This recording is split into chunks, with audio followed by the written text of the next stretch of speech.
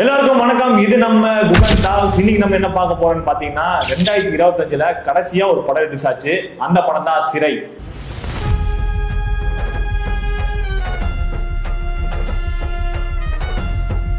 அந்த படத்துல நாங்க பார்த்து ரசிச்ச சில விஷயங்களை உங்ககிட்ட ஷேர் பண்ணிக்கலாம்னு இருக்கோம். சின்ன டீ கோடிங்லாம் பண்ணியிருக்கோம். ஸோ என்ன வீடியோன்னு ஃபுல்லா எக்ஸ்பிளைன் பண்றேன். வீடியோக்குள்ள போலாம். அவ்வளவுதான்.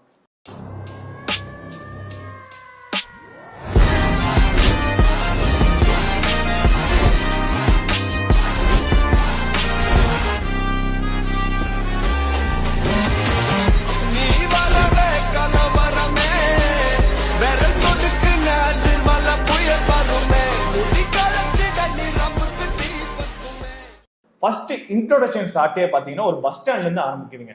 ஒரு கைதியை அரெஸ்ட் பண்ணிட்டு பஸ்ல போறாங்க. அங்க ஏதோ ஒரு விஷயம் நடக்க போகுது அப்படின்னு எல்லாருமே நோட்டீஸ் பண்ணிட்டு இருக்காங்க. பார்த்தா அந்த கைதி அங்க இருந்து தப்பிக்கிறாரு. அந்த கைதி எப்படிதான் பிடிக்க போறாங்க அப்படின்ட்டு படம் பார்த்த எல்லாருமே பாத்தீங்கன்னா ரொம்பவுமே ஆர்வமா பார்த்துட்டு இருக்காங்க. அந்த கைதி பாத்தீங்கன்னா ஆள் எல்லாம் செட் பண்ணி பஸ்குள்ள ஒரு ஃபைட் சீன் எல்லாம் போட்டு போலீஸ் மேல குழம்புலாம் தூக்கி வீசி அடிக்கிறாங்க. அந்த இடத்துல பாத்தீங்கன்னா விக்ரம் பிரபு அவர்கள் ஒரு சூழ்நிலையினால துப்பாக்கி எடுத்து சுட்டுறாரு.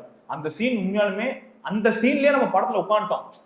என்னடா நடக்க போகுது, ஏதோ ஒரு விஷயம் நடக்க போகுது படத்துல அப்படின்ட்டு இருந்துச்சு.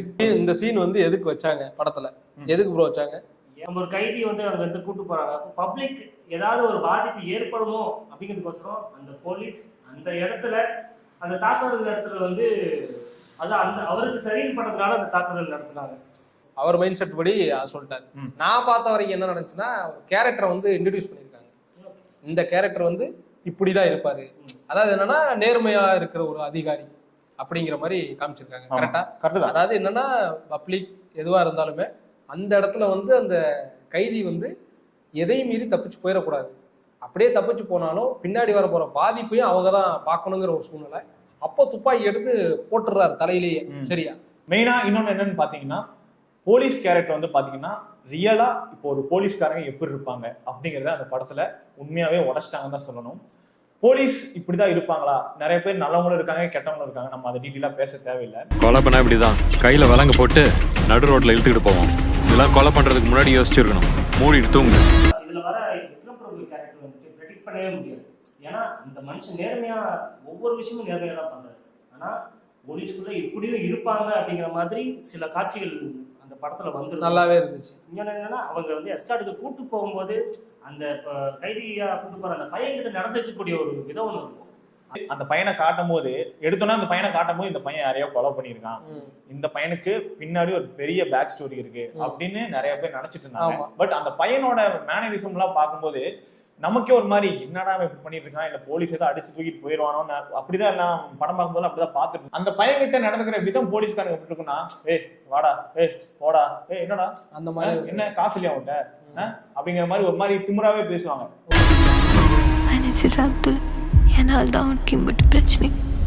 அதுல ஒரு போலீஸ் கேரக்டர் ரொம்பவுமே அந்த படம் பார்க்கும்போது அந்த ஆளை பார்த்தாலே இரிட்டேட்.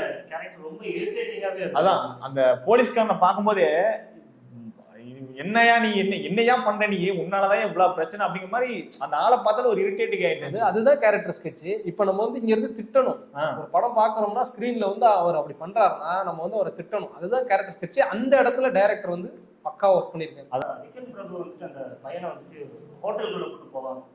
அப்ப அந்த பையன் எஸ்கேப் ஆகக்கூடிய ஒரு விஷயங்கள் இருக்கும். அது இன்ட்ரெஸ்டிங். அது நம்ம பாக்குறவங்க என்ன மாதிரி இருக்கும் அப்படின்னு கேட்டீங்கன்னா, உண்மையுமே அந்த பையன் தப்பிச்சு போயிடுவான் அப்படின்றது மாதிரியே இருக்கும். அந்த இடத்துல அவ்வளோ அழகா அந்த சீனை காமிச்ச ஒரு விதம் பிடிச்ச ஒரு ஸ்கிரீன் பிளே என்னன்னு பாத்தீங்கன்னா, அந்த கைதியை கூட்டிட்டு போகும்போது அந்த பஸ் ஸ்டாண்ட்ல அவர் ரெஸ்ட் ரூம் போவாரு. அப்போ ஒரு கேரக்டர், ஒரு போலீஸ்கார கேரக்டர் இரிட்டேட் பண்ணிட்டு இருப்பார்ல, அந்த கேரக்டரே பாத்தீங்கன்னா நான் ஒரு போலீஸ்காரன்டா, நான் என்ன வேணா பண்ணுவேன், எங்க போனாலும் என்கிட்ட நீ அடி வாங்கணும், ரோட்ல போறேன் எவனா இருந்தாலும் பிடிச்சி அடிப்பேன். சும்மா அவரே அந்த வெளியில தான் ரெஸ்ட் ரூம் போக போயிருப்பாரு. ஒரு பிரச்சனை ஆயிரும். அந்த சீன்ல ஆடியன்ஸ் அந்த அக்யூஸ்ட மறந்துடுவாங்க. அந்த அக்யூஸ்டே மறந்து அந்த சீனை மட்டும்தான் எல்லாருமே ஞாபகம் வச்சுட்டு இருப்பாங்க. டக்குன்னு விக்ரம் பிரபு வந்தோன்னா அக்யூஸ்டிங்கடா அப்படின்னு சொன்னோன்னே, ஐயோ அதை மறந்துட்டேன் நானு, ஐயோ முதலாளி அதை மறந்துட்டேன் நானு அப்படிங்கிற மாதிரி அந்த சீனே நகரும். அப்புறம் சரி ஓகே, அக்யூஸ் தப்பிச்சிட்டான். தப்பிச்சதுக்கு அப்புறம் எப்படியோ அவன் யாரையோ அந்த துப்பாக்கி எடுத்து போய் போனவன் சும்மா போல, துப்பாக்கி எடுத்துட்டு போயிருக்கான். துப்பாக்கி எடுத்து யாரோ போட்டு தள்ளிட்டானா என்ன பண்றது? அது ஒரு ப்ராப்ளம் ஆகுமே. அது இல்லாம அந்த விலங்கு போடாமலே பஸ்க்குள்ள உட்கார வச்சிட்டோமே சொல்லிட்டு இதாயிரும். அப்புறம் பஸ்ஸை துரத்திட்டுலாம் போவாங்க, பார்த்தா பஸ்ல அவரு கிடையாது. ஏற்கனவே அங்க பிரச்சனை ஆயிடுச்சு, பழைய போலீஸ் ஸ்டேஷன்ல ஏற்கனவே பிரச்சனை ஆயிடுச்சு. சரி இப்ப என்ன பண்ண போறான்னு யாருக்குமே தெரியல. படம் பாக்குற நம்ம என்ன நினைப்போம், துப்பாக்கி தூக்கிட்டு போயிட்டான், கண்டிப்பா போற வழியில எவனையா 2 பேரை சுட்டுருவான், வடிவேல் காமெடி மாதிரி தான். என்னையா ஓன் துப்பாக்கி எடுத்துட்டு போயிட்டு அவன் சுட்டுட்டான் அப்படிங்கிற மாதிரி தான். அப்படி நினைச்சுக்கிட்டு இருந்த இடத்துல சின்ன ஒரு ட்விஸ்ட், அடுத்த 5 நிமிஷத்துல அந்த ஆளு இன்னொரு ஸ்டேஷன்ல போய் இருக்காரு. அங்க போனதுக்கு அப்புறம் லான்ச் கார்டுல வந்து துப்பாக்கிலாம் இருக்காது இல்ல, துப்பாக்கில புல்லட்லாம் லோட் பண்ணி இருக்க மாட்டோம்ல அப்படின்னு கேட்கும்போது, நீங்க ஏன் துப்பாக்கி லோட் பண்ணி வச்சீங்க கேட்கும்போது, அந்த இடத்துல உண்மையானுமே சொல்றேன், அந்த படத்தையே தூக்கி நிறுத்தின சீனே அதுதான். எதனால லோட் பண்ணி வச்சீங்கன்னு. சார் அவர் தேங்க்யூ சொல்லுவார், சார் அவர் முஸ்லீம், அவர் வந்து முஸ்லீம் சார் அப்படின்னாரு. நான் அந்த சீன் நினைச்சே பார்க்கல தியேட்டர்ல. என்ன பாகுபாடு என்ன சொல்லுவாங்கன்னா, அப்போ நான் கூட தான் முஸ்லீம், அப்ப நீ என்னையும் சுற்றியான்னு சொல்லும் போது அந்த படத்திலேயே அந்த சீன் தான் பீக் சீன். தியேட்டர்ல வந்து அடிச்சு தூக்குன சீன். தியேட்டர்ல அந்த சீன் பயங்கர அவ்வளவு நிறைய பேர் அந்த சீன். நான் நிறைய விஷயங்கள் கத்துக்கிட்டேன் போலீஸ்ல வந்து அவங்க பேசுற. நம்ம வந்து புல்லட்னு பேசுவோம், அவங்க வந்து ரவுண்ட்ஸ்ங்கறாங்க. இந்த மாதிரி விஷயம்லாம் நிறைய பேருக்கு தெரிஞ்சது. நான் ஏன்னா ரவுண்ட்ஸ் கேக்குறாருன்னு என்னென்னமோ சொல்றாங்க. ஃபிளாஷ்பேக்ல வர்ற அந்த love portions, Kalaiyarasi and Abdul இவங்களுடைய அந்த லவ் போர்ஷன்ஸ், அதாவது அப்துல் பாத்தீங்கன்னா ஒரு இன்ட்ரோவர்ட்டான பையன், கலையரசி பாத்தீங்கன்னா ஒரு எக்ஸ்ட்ரோவர்ட்டான ஒரு பொண்ணு. அந்த பையன் ஒரு முஸ்லீம், இந்த புள்ள ஒரு ஹிந்து. இவங்களுக்குள்ள இருக்கிற அந்த பாண்டிங் வந்து பாத்தீங்கன்னா ரொம்பவே நல்லா இருந்துச்சு. அந்த வீட்டுல வந்து ஒரு ப்ராப்ளம் ஒண்ணு நடந்துரும். அந்த அவங்க அக்காவை பிடிச்சி அவங்க ஹஸ்பண்ட் பிடிச்சி அடிச்சிருவாரு. அப்துல்லா ஒரு கேரக்டர் வந்து பாத்தீங்கன்னா ஸ்ட்ரைட்டா ஒரு ப்ராப்ளம்லாம் ஆகி அடித்தடியெல்லாம் வந்து அவங்க அம்மாலாம் போய் சண்டை போட்டதுக்கு அப்புறம் இவங்கெல்லாம் வந்து பாத்தீங்கன்னா அந்த பொண்ணு அவங்க அம்மா தூங்கிட்டு இருக்கும்போது அந்த பொண்ணும் அந்த பையனும் உட்காந்து பேசுவாங்க. அந்த சீன் செமையா இருக்கும். ஏன்டா என்னை விட்டு வேலைக்கு போறாடும் போது, இல்லை எனக்கு இதெல்லாம் செட் ஆகாது, எனக்கு வந்து இந்த மாதிரிலாம் வேணாம் அப்படிங்கும் போது அந்த ஃபுல்லா அழுதுகிட்டே போயிடும். அந்த சீன் உண்மையுமே ரொம்பவுமே நல்லா இருந்துச்சு. இப்போ என்ன உனக்கு எனக்கும் அவனுக்கும் என்ன இருக்குன்னு தெரியணும், அவள் தானே. எனக்கு விக்ரம் பிரபுவோட ஒரு டிரான்ஸ்ஃபர்மேஷன் யாரோ எல்லாரும் நோட் பண்ணிருப்பீங்களா இல்லையான்னு எனக்கு தெரியல. ஆரம்ப காட்சியில பாத்தீங்கன்னா ஒரு சுச்சுவேஷன்னால ஒரு கைதி தப்பிச்சு போறான். அந்த தப்பிச்சு போகும்போது என்ன பண்றது அப்படின்னு தெரியாம துப்பாக்கி எடுத்து சுற்றுவாரு. அதே விக்ரம் பிரபு அந்த அப்துல் கதையெல்லாம் கேட்டுட்டு, அப்துல் லவ் ஸ்டோரி எல்லாம் கேட்டுட்டு லாஸ்ட் அந்த பொண்ணை பார்க்க வரும்போது அந்த பொண்ணு அங்க வந்து வந்திருக்காது, தப்பிச்சு ஓடிடுவாரு. அந்த பஸ் வரும்போது தப்பிச்சு ஓடிடுவாரு. அப்போ கைதி தப்பிச்சு வர்றான் அப்படின்னு சொல்லிட்டு அங்க இருக்கிற போலீஸ்லாம் ஒருத்தர் என்ன பண்ணிடுறாரு, துப்பாக்கி லோட் பண்ணி இப்ப சொல்ற போவார். டக்குன்னு துப்பாக்கி இருக்க லோட் பண்ற, போய் துரத்து போய் பிடிவா அப்படின்னு என்ன பண்ற? அதே ஆளுதான் ஃபர்ஸ்ட் இன்ட்ரோல வந்து ஓடுறவரை துரத்தாம நான் ஓட எனக்கு வெயிட் குறைஞ்சிருந்தா அப்படிங்கிற மாதிரி அங்கே இருந்து லாக்ல இருந்து போட்டு நான் மட்டும் இடிச்சவாயா அப்படிங்கிற மாதிரி தானே இருக்கு. எனக்கு அந்த இடத்துல விக்ரம் பிரபுவோட மனிதநேயம் வந்து ரொம்ப பிடிச்சிருக்கு. வந்துட்டு அந்த கோர்ட்டுக்கு போனதுக்கு அப்புறம் ஒரு முதல் வாய்தா ஒண்ணு வருது. அந்த வாய்தால வந்துட்டு இந்த மாதிரி கலையரசு வருவா, அவன் வரும்போது என் கையில விலங்கு இல்லாம இருக்கணும். விக்ரம் பிரபு அந்த பொண்ணு எல்லாம் 3 பேர் சேர்ந்து பேசும்போது, இந்த மாதிரி இவ்வளவு வருஷம் 5 வருஷம் வெயிட் பண்ணியிருக்கா, எப்படியாவது எங்களை சேர்த்து வச்சிருங்கன்னு சொல்லும் போது அந்த ஜட்ஜை பார்க்க போற இடத்துல ஒரு சின்ன ஒரு சேஞ்சஸ் நடக்கும். அதாவது கைதியும் அந்த பொண்ணு மட்டும் உள்ள கூட்டிட்டு வாங்க சொல்லி ஜட்ஜு சொல்லுவாரு. உள்ள போனவங்களுக்கு என்ன நடக்கும்னே தெரியல. அதாவது ஆடியன்ஸா விக்ரம் பிரபு தான் ஆடியன்ஸ், நம்ம தான் அவரு உள்ள போய் என்ன பேசியிருப்பாங்க அப்படின்ட்டு. வெளியே வந்ததுக்கு அப்புறம் அவர் காலை பிடிச்சி அழுவாரு பாருங்க, சார் அப்படின்னு அழுவாரு. சத்தியமா அந்த சீன் வந்து கண்ணு கலங்கிட்டோம். அப்புறம் அதே மாதிரி இன்னொரு சீன் ஒன்று இருக்கும், ஒரு சாமி கும்பிட்ற ஒரு சீன் ஒன்று இருக்கும். அது ரொம்பவுமே எனக்கு ஒரு இதா இருந்துச்சு. அந்த கோர்ட்ல வந்து பாத்தீங்கன்னா கோயில் இருக்கு. அப்போ சார் இந்த மாதிரி நான் இது பண்ணிக்கிறேன் பண்ணிக்கடா அப்படின்னு யோசிக்காம சொல்லிடுவாரு, சரி பண்ணிக்கடா அப்படின்ட்டு. அப்போ ஒரு போலீஸ் கேரக்டர் ஒருத்தர் வருவாரு, ஏன் இதெல்லாம் இங்க பண்ணக்கூடாதுங்க, எதுக்கு இதெல்லாம் பண்ண சொல்லிட்டு இருக்கீங்க அப்படின்ட்டு. ஆனா அந்த ஹீரோயினும் அங்க சாமி கும்பிட்டு இருப்பாங்க. அந்த அப்துல் கேரக்டரும் பாத்தீங்கன்னா துவா பண்ணிட்டு இருப்பாரு.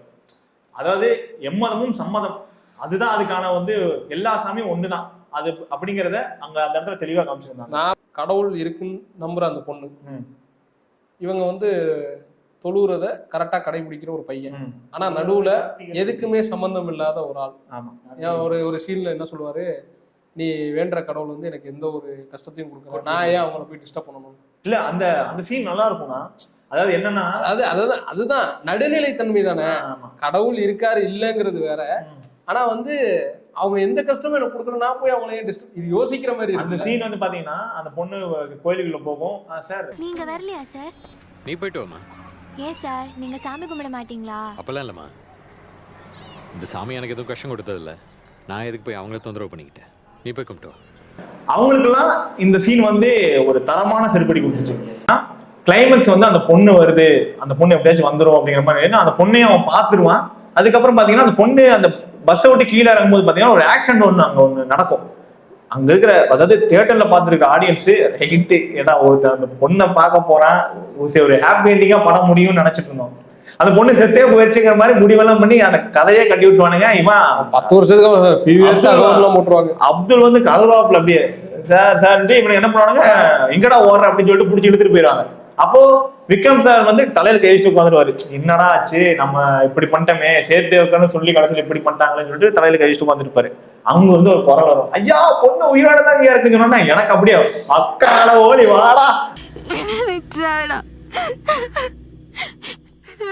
மைனா படத்தோட கிளைமேக்ஸ் வச்சுட்டாங்க, படம் வந்து மைனா பார்ட் 2 அப்படின்னா நிறைய பேர் சொல்லிட்டு இருந்தாங்க. ஆனால் அந்த ஒரு சீன் தியேட்டர்ல இருக்கும்போது ஒட்டுமொத்த ஆடியன்ஸ் வந்துட்டு ரொம்ப ஒரு கிளாப் பண்ணி அழுதாங்க. நிறைய பேர் வந்து இந்த படம் வந்து பாத்தீங்கன்னா நிறைய பேருக்கு கனெக்ட் ஆச்சு. நிறைய ஃபேமிலி ஆடியன்ஸ் இந்த படத்தை பார்த்து அழுதாங்க. பட் ஒரு ஹாப்பி எண்டிங்கா இந்த படம் ரியல் ஸ்டோரியா பாத்தீங்கன்னா அவங்க வந்து சேர்ந்தாங்களா இல்லையாங்கிறது அது தெரியாது, நமக்கு தெரியாது. பட் படமா பார்க்கும்போது அவங்க சேர்ந்த மாதிரி கடைசியா அந்த படத்தை முடிச்சிருக்காங்க. ரொம்ப இரிட்டேட் பண்ற மாதிரி ஒரு கேரக்டர் எனக்கு வந்துச்சு அந்த படத்துல. யாருன்னா ஜட்ஜு. என்னன்னா ஒண்ணு இல்ல, சந்தோஷமா போவாப்புல அந்த பையன், போயிட்டு எனக்கு வந்து இன்னைக்கு விடுதலைன்னு சொல்லிட்டு உள்ள போயிருவாரு. உள்ள போனதுக்கு அப்புறம் ஐயோ அவர் இல்லையே இன்னொருத்தர் எடுத்தாரு. டேய் என்னடா எங்க போனாலும் ஏதோ ஒரு பிரச்சனை நடக்குது, இவன் வாழவே முடியாதாடா அப்படிங்கிற மாதிரி இருந்துச்சு. உள்ள போய் அவர் என்ன சொல்றாருன்னா, ஜட்ஜுக்கு முன்னாடியே சொல்றாரு, இந்த மாதிரி எனக்கு வந்து இன்னைக்கு விடுதல்னு சொன்னாரு, ஆனா அவர் போயிட்டாரு, நீங்க பூசா இருக்கீங்கன்னு. அது ஒரு நார்மலான ஒரு இடத்துல போய் அந்த மாதிரி கத்தி பேச முடியுமா? உடனே அந்த நிமிஷத்துல அந்த ஜட்ஜு ஒண்ணு சொல்லுவாரு, யாரையா போலீஸ் கூப்பிடு அந்த ஆளா. அதுல பார்க்கும்போது எனக்கு அந்த ஜட்ஜை பிடிக்கவே இல்லைங்க, கடுப்பாயிதான் உட்காந்துருந்தேன். அதாவது என்னன்னா மக்களுக்கான சட்டம் தான், ஆனா வந்து சட்டத்துக்கு ஏத்த மாதிரி மக்கள் மாறிக்கிற மாதிரி இருக்காங்க. அதாவது என்னன்னா நான் சொல்றதா நீ கேட்கணும், நான் கை நீ வந்து கீழே அப்படிங்கிற மாதிரி தான் அதிகாரம் இருக்கிற இடத்துல வந்துட்டு அடங்கி போகணும். ஏன் அடங்கி போகணும்? மக்களுக்கானது தானே அதிகாரம். ஏன் அந்த அதிகாரத்துக்கு கீழே அந்த பையன் இருக்கானா அனாதை, கேட்க யாரும் இல்ல, வாதாடுறதுக்கு ஒரு ஜட்ஜு கூட அந்த பையனால ரெடி பண்ண முடியாது, அது வக்கீல் கூட ரெடி பண்ண முடியாது. நான் வேற தப்பா சொல்லிட்டேன்னா அதையும் ஏதாவது போட்டு இது பண்ணி. அது இவர் சொல்லும் போது எனக்கு அந்த ஒரு சீன் ஞாபகம் வருது. விக்ரம் பிரபு பாத்தீங்கன்னா ஏதோ நல்லது பண்ணி இந்த பையனை வந்து காப்பாத்திடலாம் நினைச்சிட்டு இருக்கும்போது அங்க ஒரு டோட்டலா ஒரு சீனே மாறும். மேல அதிகாரி கிட்ட போ, வேற அதிகாரி கிட்ட போ, ஒரு நல்ல சீனே, அது ஒரு நல்ல விஷயமே பண்ண முடியாத அளவுக்கு அந்த படத்துல வந்து விக்ரம் பிரபு அந்த அப்துலும் மாட்டிக்குவாங்க. ஒருத்தன் தண்ணியை போட்டு வந்துட்டு பொம்பளை குடையில போட்டு அடிச்சுட்டு இருக்கான், அவனெல்லாம் போலீஸ் பிடிக்க மாட்டேங்குது. இவன் சும்மா தள்ளி விட்டு செத்து போனவனை கூப்பிட்டு வந்து ஏன் அந்த வேலை பார்க்கணும். உண்மையாலுமே அந்த அப்துல் கேரக்டர் வந்து ஃபர்ஸ்ட் படம் மாதிரியே நடிக்காம ஒரு நல்ல பர்ஃபார்மர். ப்ரொடியூசரோட பையங்கிறாங்க, ஆனா வந்து எனக்கு ப்ரொடியூசரோட பையன், இன்னொருத்தர் ஹீரோட பையன் ஒரு பையன் படம் நடிச்சாப்புல, சூப்பரா இருந்துச்சு அந்த படம். நல்லா ஓடல, அது வேற விஷயம். ஒரு கடுப்பார ஒரு போலீஸ் ஒருத்தர் இருக்காரு.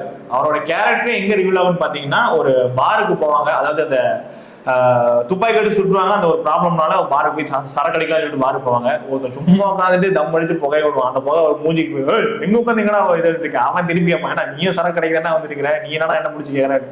அந்த இடத்துல என்ன ஒரு போலீஸ்காரனே பார்த்து பண்ணுவேன் அப்படிங்கும்போது போலீஸ்காரன்னு சொல்ல மாட்டாரு, அந்த ஒரு மம்புக்கு அவர் போவாரு. இல்ல நான் ஒரு போலீஸ், நான் ஒரு கெத்து அப்படிங்கிற மாதிரி காமிச்சு அந்த சீன்ல வந்து அந்த சீன்ல இருந்து அவரோட கேரக்டர் ரிவீல் ஆகும். அப்படி இருக்கிற ஆளதான் நானும் முஸ்லீம் தான் என்ன சொல்றாங்க போது அடங்கி போயிருப்பாங்க. அவரோட கேரக்டரே பாத்தீங்கன்னா ஒரு மாதிரி திமிர்த்தனமாவும் இருக்கும். அதுக்கப்புறம் அந்த கோர்ட்டு சீன்ல அந்த பொண்ணை போக விடாம பண்ணுவாரு. அந்த சீன்ல டே போ விடுறா, அந்த அவங்களாச்சும் வாழ விடுறேன்டா அப்படிங்கிற மாதிரி தான் அந்த சீன் இருக்கும். ஓகே, இந்த படம் சிறை படம் பார்க்காதவங்க இந்த படத்தை போய் கண்டிப்பா பாருங்க. நாங்க சொன்னதை விட நிறைய விஷயங்கள் டீகோடிங் இதுல நிறைய இருக்கு. டீப்பா போவானா அப்படின்ட்டு மேலோட்டமா இதெல்லாம் பண்ணியிருக்கோம். இந்த படத்துக்கு என்ன ரேட்டிங் கொடுக்கலாம் அதை சொல்லுங்க. எனக்கு வந்து ஒரு 10க்கு ஒரு 9 கொடுக்கலாம்ப்பா. 10க்கு 8, 10க்கு ஒரு 9.5 கொடுக்கலாம். அது மட்டும் இல்லாம இந்த படத்தினுடைய ஒரு சினிமோட்டோகிராஃபி அதெல்லாம் எப்படி இருந்துச்சு அப்படிங்கிறத நம்ம சினிமோட்டோகிராஃபர் சொல்லுவாங்க.